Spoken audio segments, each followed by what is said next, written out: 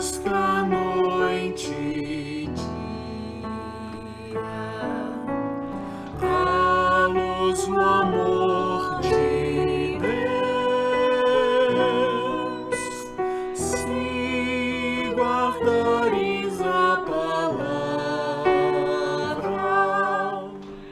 ela te guardará.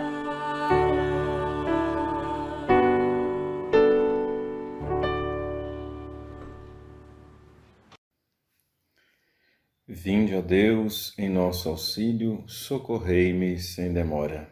Glória ao Pai, ao Filho e ao Espírito Santo, como era no princípio, agora e sempre. Amém. Que a graça e a paz de Deus, nosso Pai, o amor de Jesus, nosso irmão, e a força do Espírito Santo esteja convosco. Queridos irmãos e irmãs, mais uma vez nos reunimos neste momento, nessa leitura orante da Palavra de Deus, para juntos, iluminados pela força do Santo Espírito, aprofundarmos nesta palavra como luz e alimento e força para toda a nossa vida. Quero aqui nesse momento inicial fazer mais uma oração, invocando assim a intercessão de São Jerônimo, o grande tradutor da Sagrada Escritura, um homem apaixonado pela Palavra de Deus, que nela encontrou todo o sentido para a sua vida. Oremos. Ó Deus, que destes ao presbítero São Jerônimo profundo amor pela Sagrada Escritura, acendei ao vosso povo, acendei no coração de vosso povo a luz da vossa palavra. Alimentar-se, para que possam alimentar-se cada vez mais da vossa palavra e nela encontrar a fonte da vida. Por Cristo, nosso Senhor. Amém. A proposta para esta nossa leitura orante é mais um trecho do Evangelho de Marcos. É bom recordarmos que este é o evangelho mais antigo e também o menor dos evangelhos. Só possui 16 capítulos. O grande professor, teólogo, José Bortolini, está nos ajudando a fazer essa reflexão e este aprofundamento. Assim, queridos irmãos, queridas irmãs, depois da introdução que tivemos na semana passada, queremos retomar o caminho que Bortolini nos apresenta. Ele nos ajuda a refletir e a compreender o Evangelho de Marcos como uma grande montanha, dividido ao meio praticamente. Do capítulo 1 ao versículo 26 do capítulo 8 é chamada a subida da montanha. Do capítulo 8, versículo 27, até o finalzinho do capítulo 16, a descida da montanha. Quem é Jesus? Quem são os discípulos de Jesus? O que espera Jesus daqueles que querem se tornar o seu discípulo? O que é ser discípulo de Jesus? Assim, Marcos vai nos ajudando numa catequese belíssima, porque o seu evangelho é propriamente feito para a catequese. Vem através do anúncio da Boa Nova nos mostrar esse caminho de Jesus. Quem é Jesus? E ao se tornar discípulo de Jesus, o que nós devemos fazer para trilhar sempre este caminho de Jesus? Um dos textos que nós escolhemos, porque são 8 capítulos, nós escolhemos uma perícope, um trecho que ainda está no primeiro capítulo. Porque também Marcos, podemos lembrar que ele era discípulo, ele não foi apóstolo de Jesus. O discípulo era um grupo maior, né? Os apóstolos eram apenas os 12 apóstolos. Escolhemos então esse trecho do capítulo 1, do versículo 14 ao 20. Apenas 6 versículos dessa subida da montanha que esse grande teólogo nos ajuda a fazer neste caminho de Marcos. Esse trecho, como nós já ouvimos aí na nossa leitura orante, então ele fala de que Jesus ele vem chamar aqueles para se tornarem a seus apóstolos. Começa assim o trecho esse trecho que nós estamos estudando hoje e meditando. Depois que João Batista foi preso, Jesus volta para a Galileia. Marcos sempre situa esse retorno de Jesus à Galileia, de onde não se esperava vir o Messias, não se esperava vir coisa boa. É dali que vem o Messias. Assim, então, João Batista foi preso. O tempo de João passou. João representa todo o Primeiro Testamento. Finalizou este Primeiro Testamento. João foi o último grande profeta que veio antes da vinda de Jesus. Jesus é o ápice da revelação divina. Depois de Jesus, não necessariamente precisamos de profetas que vão dizer da vinda do Messias. Deus continua enviando profetas para lembrarmos-nos da fidelidade que muitas vezes nós perdemos na nossa aliança, no nosso seguimento de discípulos do Mestre Jesus. Esquecemos do nosso compromisso batismal. Os profetas e as profetisas de hoje, ainda hoje, nos lembram desta fidelidade e desse compromisso que não deve ser esquecido. Assim, João passa. É o momento de Jesus. Jesus inaugura o Segundo Testamento, este segundo momento da nossa história. Jesus, como eu disse, a nova e eterna aliança, o ápice da revelação divina. Nesse pequeno trecho, então, podemos traduzir o seguinte: acabou o tempo de espera. O Messias está conosco. Passou o tempo da espera. O reino de Deus está próximo. É isso que está dizendo esses versículos. O reino de Deus está próximo. E a conversão, a adesão plena a esse novo projeto que Jesus nos apresenta. Assim, a centralidade está no anúncio de uma boa nova, de uma boa notícia. Encerrou um tempo de espera. Aquilo que nós esperávamos está acontecendo. Eis o tempo de conversão, eis o tempo da nossa salvação. O reino está próximo, porque Jesus ainda não começou a agir. Marcos gosta de acentuar isso. O reino de Deus está próximo. Ele irá acontecer no momento em que Jesus começará a agir.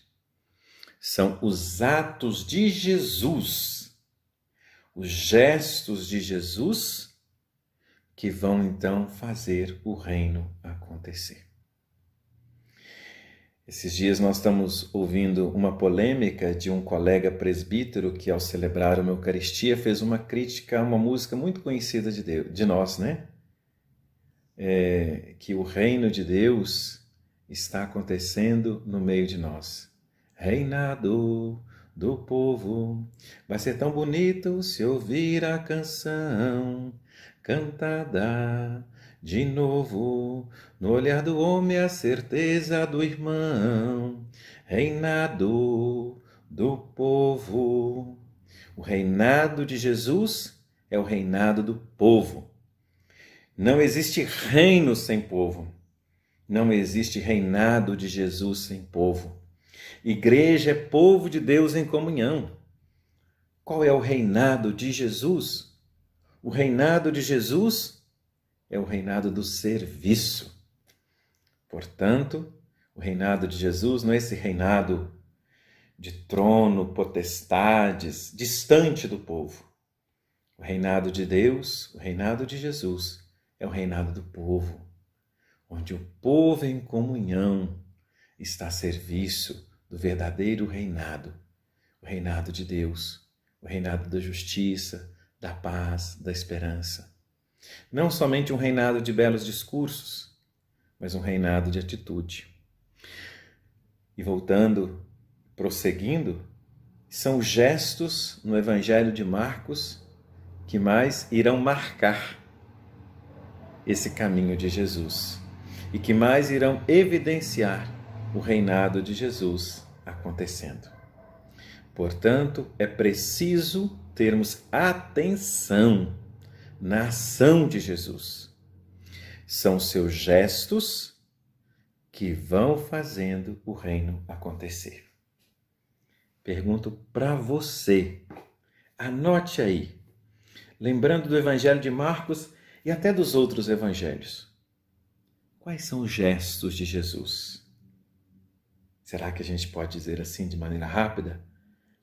Quais são os gestos de Jesus? Gestos de acolhida, gestos de misericórdia, gestos de proximidade, gestos de paz. Esta é a ação de Jesus. Quando acontecem esses gestos, esses sinais, essas atitudes, o reino de Deus está acontecendo. O reinado do povo está acontecendo. O contrário pode nos mostrar que, mesmo dizendo que acreditamos em Jesus, não estamos agindo, não estamos promovendo o seu reinado nessa terra. Por exemplo, quando fundamentamos a nossa vida na ganância, quando não conseguimos perdoar, quando nós queremos agir com vingança, odiando e desejando a morte dos nossos inimigos, por pior que sejam. Quando eu não aproximo do outro, quando eu não me solidarizo com a dor do outro, quando eu não luto pela paz e fico querendo pegar em armas para garantir a paz. Este não é o reinado do povo. Este vai ser o reinado de uma elite que vai fazer o povo sofrer. Os gananciosos, poderosos, querem sempre estar por cima daqueles pequenos, daqueles que sofrem. Este não é o reinado do povo de Deus em comunhão, que conceitua a nossa caminhada de igreja, a nossa caminhada de fé. Aos catecúmenos, no qual diretamente esse evangelho estava sendo narrado, dirigido, conduzido, fica então a conversão. Uma proposta de conversão. Conversão não é uma desculpinha, né? Conversão é algo muito mais profundo, porque supõe adesão. Quem se converte tem que aderir, que envolve não somente a vontade da gente, que às vezes nós temos a vontade de converter, mas os nossos gestos também têm que revelar essa conversão. De nada adianta dizer que eu me converti a Jesus, mas não mudei a minha vida. Continuo roubando, continuo com preconceitos, continuo condenando as pessoas, continuo não perdoando as pessoas. Então, de nada adianta. Eu me converti, agora sou de Jesus, mas não mudei de vida. Continuo nas mesmas ações, nos mesmos gestos de antes. Isto não é conversão. É simplesmente uma admiração. Admirar Jesus. Jesus, Deus, não precisa de admiradores. Ele veio nos chamar para sermos discípulos, seus verdadeiros seguidores. Assim, Jesus prossegue então lá no Evangelho de Marcos.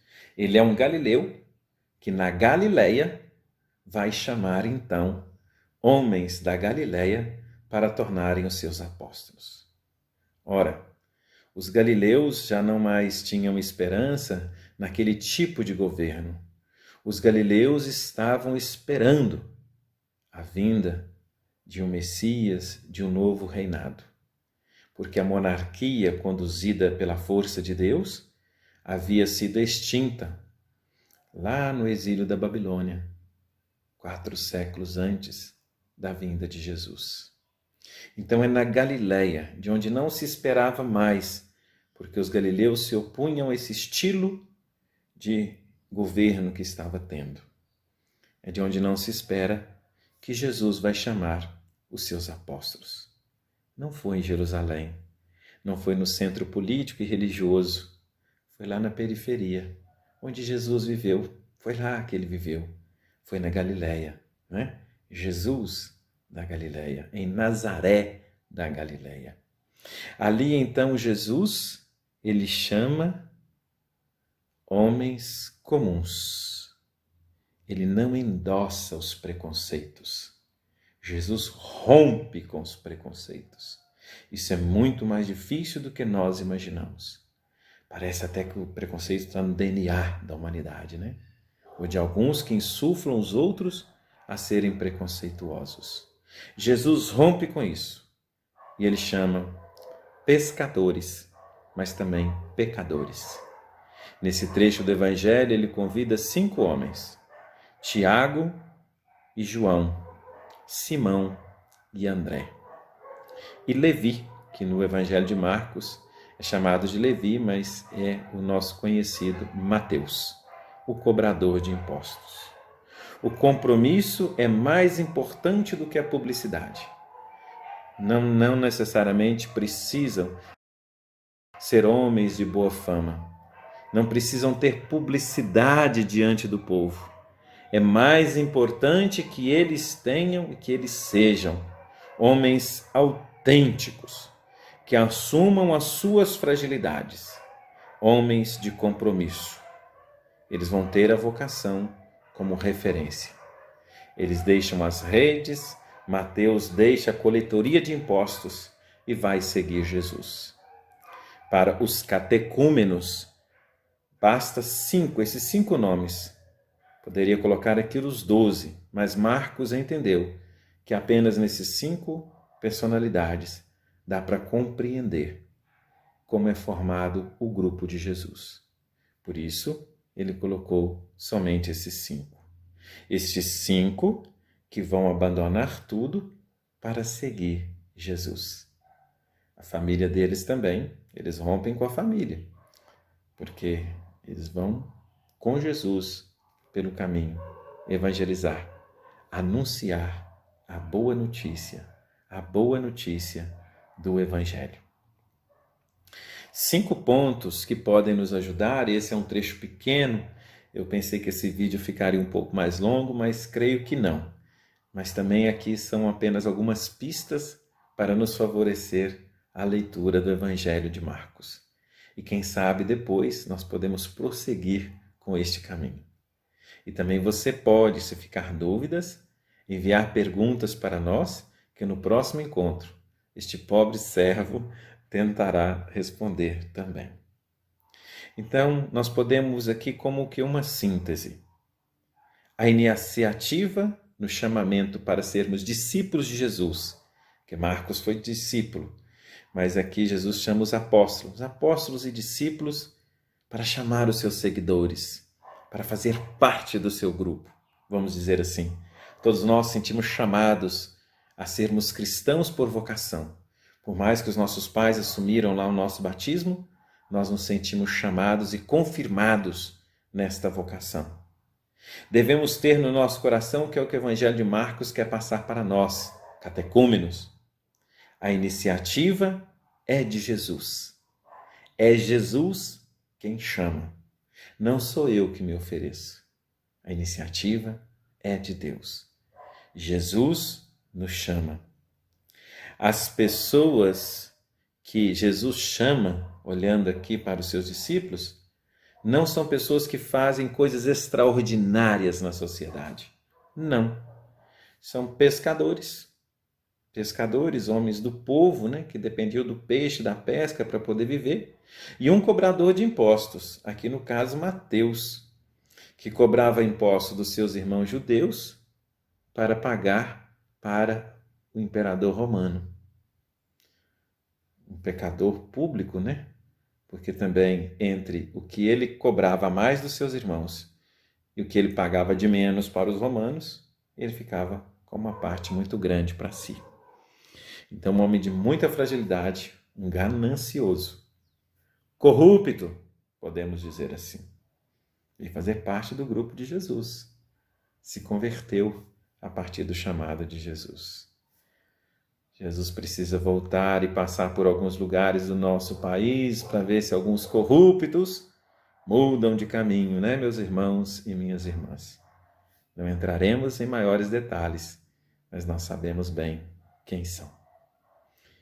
Terceiro, o desafio é seguir Jesus. É um grande desafio seguir Jesus. Porque seguir o Mestre Jesus é aderir ao seu projeto, é aderir ao novo projeto, ao projeto do reino, é mudar de concepção totalmente. Então, o grande desafio é seguir Jesus, que não tem onde reclinar a cabeça.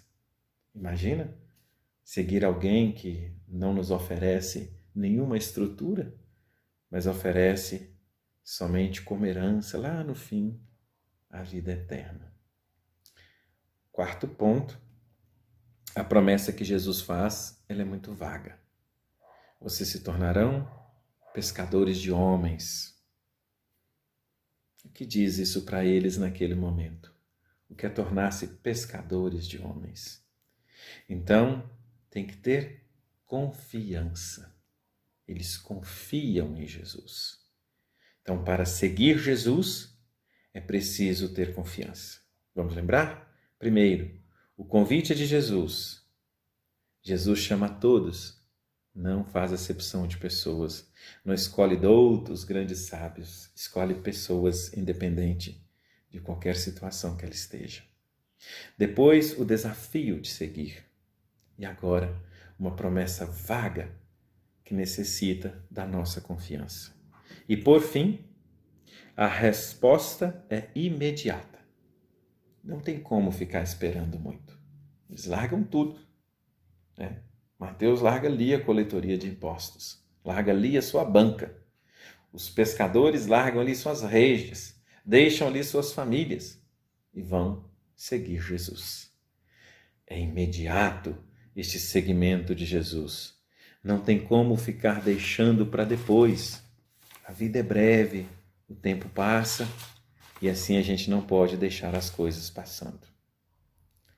Queridos irmãos e irmãs, caminhando para a conclusão dessa nossa brevíssima reflexão, quero aqui deixar alguns questionamentos que podem iluminar a outras questões para a próxima semana, onde nós escolheremos um tema descendo a montanha com o Evangelho de Marcos. Então hoje, quem é o discípulo? Qual é, então, a dinâmica do reino? Qual é a característica do discípulo? Depois de ter lido já o Evangelho, eu espero que vocês tenham lido o Evangelho de Marcos, e aprofundado um pouco, tente responder com as suas palavras. Quem é Jesus?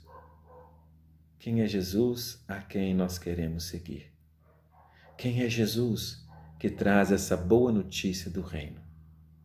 Quem é Jesus? Tente se colocar no lugar de um desses primeiros discípulos. Vamos dizer que você é um desses lá discípulos que está querendo seguir Jesus. Descubra o que significa esse gesto em termos de dúvidas, incertezas e alegrias. Qual seria, nesse caso, a boa notícia? Qual é a boa notícia que Jesus nos apresenta, que nos faz deixar a vida que temos para seguir? Não estou falando a vida deixar na nossa casa, deixar no meu trabalho, mas deixar uma vida de comodismo, de um cristianismo muito mais midiático, momentâneo, para seguir realmente a Jesus. Que boa notícia é essa que Jesus me apresenta para segui-lo? Qual seria, nesse caso, a boa notícia? Por fim, coloque aí no seu caderno, em forma de partilha, as dificuldades. Quais as suas dificuldades, o seu medo e a sua segurança em se comprometer com Jesus? Será preciso deixar tudo para ser discípulo de Jesus? O que está sendo preciso na minha vida ser deixado de lado para seguir Jesus? Eu preciso me converter, preciso mudar de rumo. O que ainda está me impedindo de seguir Jesus? Veja se o seu programa de vida, o meu programa de vida, o seu programa de vida coincide com o programa de vida de Jesus. Porque é Jesus que nós queremos seguir. É Ele que nos chama para seguir. Que nós possamos, pela nossa vida, pela palavra de Deus, especialmente nesse tempo de pandemia, agir como Jesus agiu. Quais seriam as atitudes de Jesus hoje diante dessa pandemia? Então, muitas pessoas estão criticando a igreja de portas fechadas, celebrações online, mas qual seria a postura de Jesus? O cuidado da vida em primeiro lugar. O ser humano à frente da economia, ou melhor, uma economia a serviço do ser humano e não o contrário.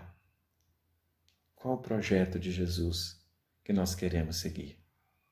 Vamos subir essa montanha do Evangelho de Marcos, vamos continuar lendo esse Evangelho de Marcos, vamos continuar alimentando a nossa catequese, para assim seguirmos plenamente a Jesus. Vamos prosseguir com esse nosso momento de oração e que esta breve reflexão e aprofundamento da Palavra de Deus nos ilumine, nos fortaleça e nos conduza hoje e sempre. Assim seja.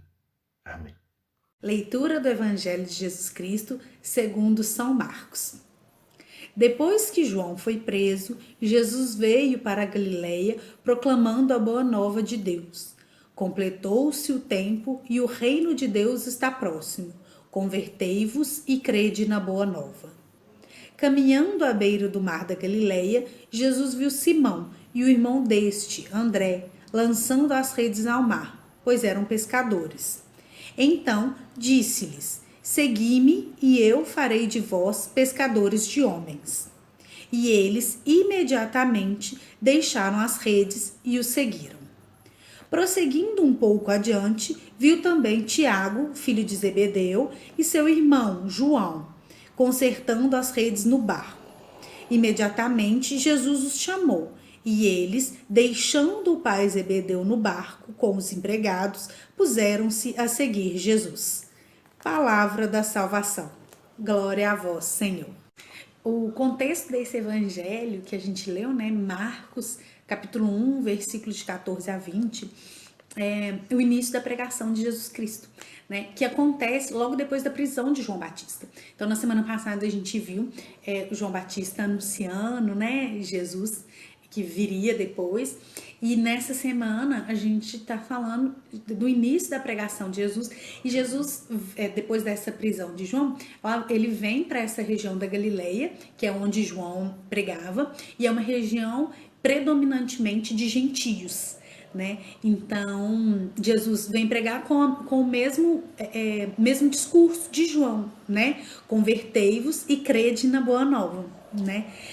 E aí nesse percurso de Jesus pela Galileia, passando ali pelo mar da Galileia, ele encontra esses homens que são trabalhadores braçais, são pescadores e muito dedicados ao seu trabalho, né? Além de pescar, eles consertam as redes. E aí Jesus faz o chamado para que eles sejam pescadores de homens, né? Para que eles sigam Jesus e preguem também essa boa nova para trazer, né, para pescar esses homens para o reino de Deus, né? Então o primeiro que ele chama é Pedro e seu irmão André, e logo em seguida o Tiago e João, que eram filhos de Zebedeu. Os 4 pescadores, os 4 chamados a serem discípulos e apóstolos, né? Seguidores e pregadores junto com Jesus, pessoas que vão também trabalhar para a construção do reino de Deus, né? E aí esses 4 homens que começam esse trabalho com Jesus vão seguir o mesmo trabalho até o último momento, né? Até o momento da crucificação. E depois, pós-morte de Jesus, são as pessoas que começam essa divulgação da palavra de Deus, né? Esse anúncio. Então, Pedro é o discípulo que vai erguer a igreja cristã, né? E que vai ser a base, a força, a pedra, né? Para conduzir essa igreja. E junto com os outros, né? E aí virão outros mais, né? Discípulos e apóstolos, mas o que nos faz pensar na gente, né? Toda vez que a gente lê um texto bíblico, a gente entende o contexto, o que acontece, né, da época em que foi escrita, entende o que o autor ou a comunidade, né, a autora quis dizer e traz para a nossa realidade para a gente tentar relacionar com a nossa realidade. Então, a partir de agora, a gente começa a pensar, então, sobre o nosso chamado. Como que Jesus nos chama e como que a gente está respondendo a esse chamado. Se a gente responde prontamente, como Pedro e o seu irmão, que no texto usa a palavra imediatamente, né? Eles imediatamente deixaram as suas redes para seguir Jesus. Então a nossa resposta também está sendo com essa rapidez, essa prontidão, com esse imediatismo, né? A gente está seguindo imediatamente Jesus e a gente está seguindo Jesus até onde? Né? A gente segue Jesus até a cruz, a gente segue Jesus pós-cruz, a gente vai pregar o evangelho, a gente está disposto a sofrer as perseguições que a gente sabe que esses homens, né, que seguiram Jesus sofreram. Se a gente está disposto a conduzir essa evangelização e essa construção do reino de Deus, assim como os discípulos, esses 4 homens, primeiros homens, né, que foram chamados, Pedro, André, Tiago e João. Nós estamos seguindo Jesus? Nós estamos respondendo ao chamado de Jesus? Fica esse pensamento. Um beijo. Se vocês tiverem amor uns para com os outros, todos reconhecerão que vocês são meus discípulos. Neste salmo, inspirado numa velha canção, cantemos a alegria da fraternidade e bendigamos a Deus pela nossa comunhão.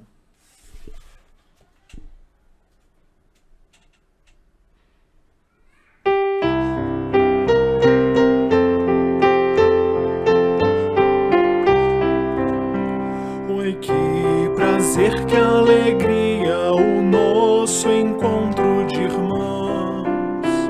Oi, que prazer, que alegria, o nosso encontro de irmãos. É óleo que nos consagra, que ungiu teu servo Arão. É como um banho perfumado, gostosa é nossa união. Oi, que prazer, que alegria, o nosso encontro de irmãos. Oi, que prazer, que alegria, o nosso encontro de irmãos. Orvalho da alta montanha que desce sobre Sião, sereno da madrugada, gostosa é nossa união. Oi, que prazer, que alegria, o nosso encontro de irmãos. Oi, que prazer, que alegria, o nosso encontro de irmãos. Senhor, tu nos abençoas e a vida vem de porção.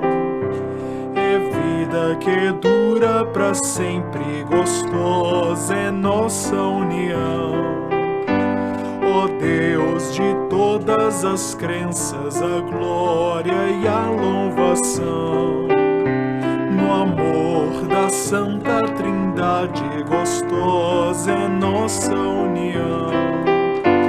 Oi, que prazer, que alegria, o nosso encontro de irmãos. Oi, que prazer, que alegria, o nosso encontro de irmãos.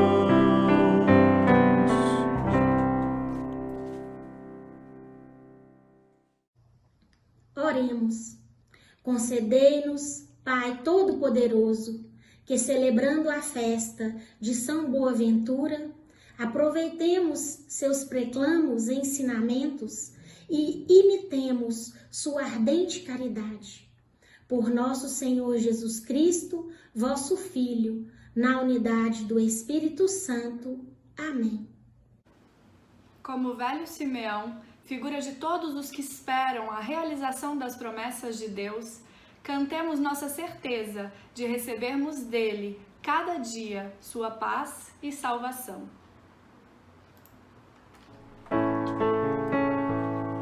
Agora, Senhor, podes deixar partir em paz teu servidor, porque os meus olhos já contemplam da salvação o resplendor. Segundo a tua palavra vi a tua salvação. Manda em paz teu servidor no fulgor do teu clarão. Para todos os povos preparaste a salvação que resplendeu, a luz que ilumina as nações todas, a glória desse povo teu. Glória ao Pai, glória ao menino, Deus que veio e Deus que vem. Glória seja ao divino que nos guarde sempre. Amém.